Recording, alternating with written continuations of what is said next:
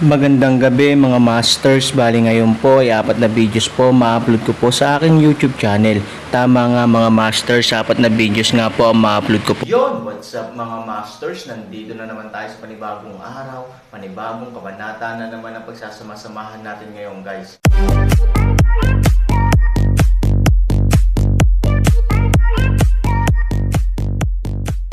Bali mga masters, kung bago ka pa lang po sa aking YouTube channel, please click the subscribe button, lalong-lalo na po yung notification bell guys, para maging connected pa rin tayo sa isa't isa at maging updated kayo sa mga susunod ko pang video. Bali mga masters, bago natin umpisahan ng kwento ay mag-shoutout po muna tayo para sa mga solid nating tagapakinig. Shoutout kay Danilo Wamar. Shoutout kay Robert Tolentino. Yun na nga mga masters, no? Bali hindi na ito patagalin. In 3, 2, 1, let's go! Mga master, magbabalik tayo sa pag-upload ng 4 na videos everyday simula ngayon araw. Salamat sa solid na pagsuporta mga master. Dahil regalo ito ng kanyang anak, natural na gusto ng matanda na magkaroon ng mahabang mata ang ibang tao, at binigyan din niya ng mahabang mukha ang kanyang sarili. Si Sugwalan ay lubos na nagtitiwala sa kanyang regalo, kaya't inilagay niya ang kahon ng regalo sa mesa at maingat na pinaghiwa-hiwalay. Sa oras na ito, napakalakas ng ngiti sa mukha ni Aaron. Halos maisip niya kung ano ang susunod na larawan. Ganap na ipapahiya ni Sugwalan ang matanda, at ang kanyang pagnanais na bumalik sa kumpanya ay hindi na matutupad sa kanyang buhay. Nang mabuksan ang regalo, natulala si Sugwalan kung siya ay tamaan ng kulog. Sa kahon ng regalo, ang tiyan ni Mingmang, na siya mismo ang nag-impake, ay hindi maaaring maging isang orasan. Ito, anong bagay? Ito ay isang orasan. Walang dahilan upang magpadala ng orasan sa kaarawan. Wokaw, ayaw ni Sugwalan na mamatay ang matanda. Nagulat ang iba nang makita ito. Si Sugwalan ay gumawa ng isang kawalang galang na bagay sa publiko. Hindi niya talaga pinansin ang matanda. Pangit ang ekspresyon ng matanda kahit may bahid ng bangis. Nais din niyang tulungan siya ni Sugwalan na magpahaba ng mukha. Siya nga pala, ipinaalam niya sa mga taong iyon ang higit pa tungkol kay Sugwalan. Alam ang hitsura ni Sugwalan, mas magiging komportable siya para kay Sugwalan sa kanyang trabaho at negosyo. Ngunit sa hindi inaasahang pagkakataon, binigyan siya ni Sugwalan ng napakalaking palanggana ng tubig na yelo, mula ulo hanggang paa. Sugwalan, anong ibig mong sabihin? Si Sugoyaw ang unang bumalik at sinigawan si Sugwalan. Si Sugwalan ay nanginginig sa takot. Hindi niya alam kung ano ang nangyayari, ngunit alam niya kung ano ang magiging kapalaran niya kapag lumitaw ang isang orasan sa isang mahalagang okasyon. It's not me. It's not me. Hindi ko binili. Si Sugwalan ay desperadong umiling, sa kasong ito, siya ay pumatay ay hindi rin maamin. Ang matandang babae na may maputlang mukha ay napailing na lamang sa mga oras na ito. Sinubukan na niya ang lahat ng paraan para tulungan si Sugwalan, ngunit ginawa pa rin ni Sugwalan ang isang katangahang bagay, na naging dahilan upang mawalan siya ng pag-asa. It's not you. It's me. It's something you brought yourself, sabi ni Sugoyaw. Biglang itinuro ni Sugwalan si Sugoyaw at sinabing, ikaw pala. Siguradong na-frame mo ako. Binago mo ang mga gamit ko. Hindi ito ginawa ni Sugoyaw. Hindi siya natatakot sa anino. Sinabi niya sa isang bukas na mukha, paano magagawa ni Sugoyaw ang ganitong uri ng bagay, at ito ay isang regalo na binili mo. Ito ay palaging nasa tabi mo. Paano ako magkakaroon ng pagkakataong mapalapit dito? Ang pangungusap na ito ay nagdulot din ng pagkalito kay Sugwalan. Ang mga regalo ay palaging nasa bahay, at walang ibang makakalapit sa kanila. Sino ang magnanakaw ng araw? Sugwalan, umalis ka na. Ayaw na kitang makita, sabi ng matanda sa malalim na boses. Ang mga salitang ito ay agad na nawalan ng laman sa puso ni Sugwalan. Alam niyang kapag umalis na siya, hindi na siya makakabalik sa bahay ni Su. Dad, it's not me. Hindi ko alam kung anong nangyayari. Lumuhad si Sugwalan sa harap ng matanda na umiiyak. Wala siyang paraan para patunayan ang kanyang pagiging inosente. Nakaluhod na lamang siya para ipagdasal ang kapatawaran ng matanda.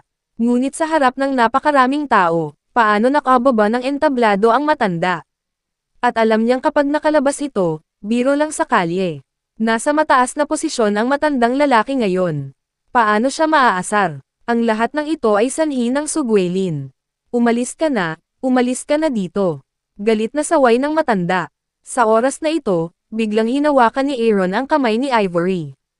Anong ginagawa mo? Tanong ni Ivory. Ano pa ba ang magagawa ko? Siyempre, magbigay ng mga regalo. Nakangiting sabi ni Aaron. Walang kamalay-malay na inalis ni Ivory ang kamay ni Aaron at sinabing, nandyan pa rin si Sugwalan. Ngayon nagbibigay ng mga regalo, ayaw mo bang makilalain niya ito? Baliw ka ba? Bagamat malapit nang umalis si Ivory sa mundo, ang saloobin ng pamilya Su sa kanya ay hindi isang bagay na dapat niyang alalahanin, ngunit nalantad ang ganitong uri ng bagay, mayroon pa rin siyang guilty heart. Gayunpaman, ang Aaron at ang kanyang ideya ay ganap na naiiba, ang Aaron ay upang ilantad ang bagay na ito, at ipaalam sa matanda na si Sugwalan ay hindi na makakabalik sa tahanan ni Su, mayroon din siyang dahilan. Ang ganitong babala lamang, ang Sugwalan ay ganap na matatapos. Tara, panoorin mo na lang akong mag-perform. Hinawakan muli ni Aaron ang kamay ni Ivory. Hindi nakalaya si Ivory sa pagkakataong ito. Sa halip, labis siyang na-curious kung ano ang gustong gawin ng Aaron. Pumunta sa matanda. Nang makita ng matanda ang Aaron, sa isang iglap ay inalis niya ang kanyang galit. Maaari siyang magalit sa sinuman, ngunit hindi kwalipikado sina Aaron at Ivory.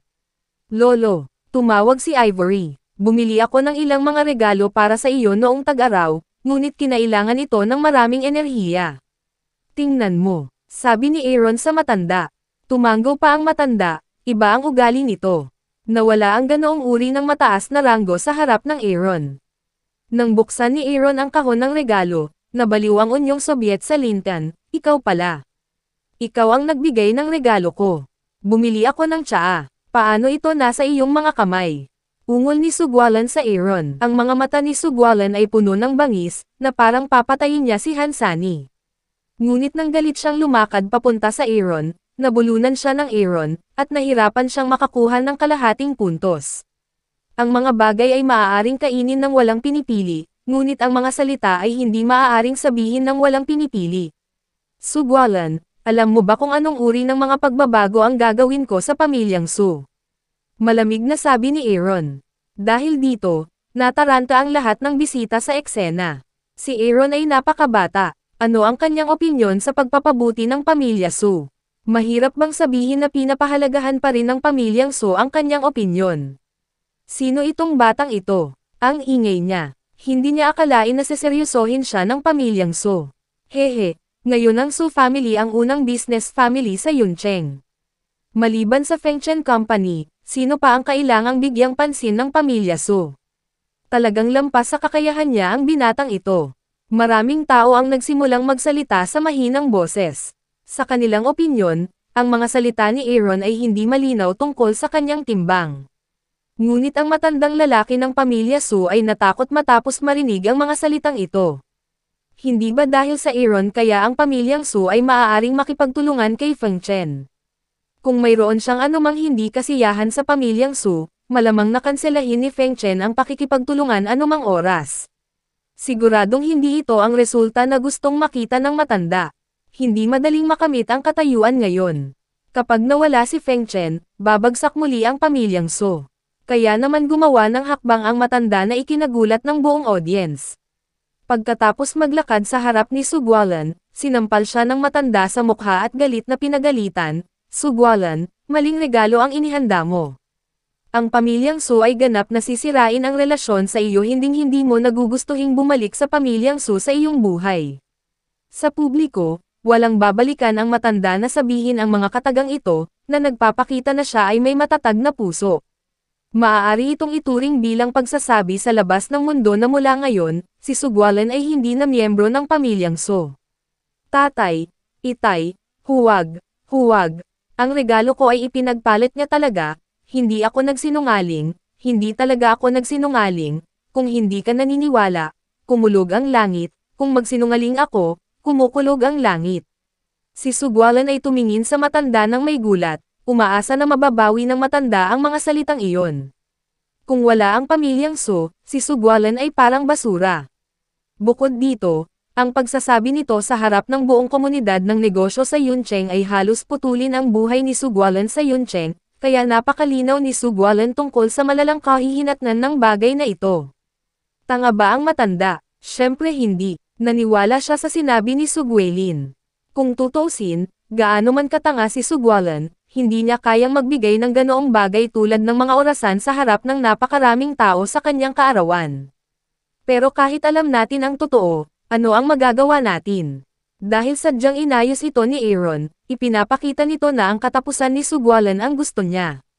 Ginagawa lang ito ng kamay ng matanda. Paanong hindi sumunod ang matanda?